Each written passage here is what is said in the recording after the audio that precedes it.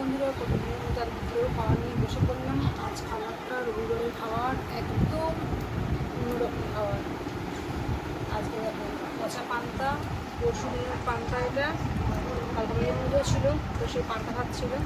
সেই পান্তাটা লঙ্কা মেখে নিয়েছি, লঙ্কা রেখেছি কাঁচা, গন্ধরাজ লেবু, দুটো পেঁয়াজ, সাথে এই যে আলু ভাজা, ডিম ভাজা, ঢেঁড়স ভাজা, পুঁটি মাছের ঝাল, ডাঁটা চচ্চড়ি, তো মাছের ডিম দিয়ে টক, ঝিঙে দিয়ে ডাল, আর সাথে গরম ভাতও আছে।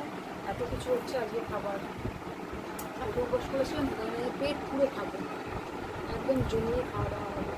আর পচা পান্তা আর লেবুর রস, শুধু অপূর্ব স্বাদ।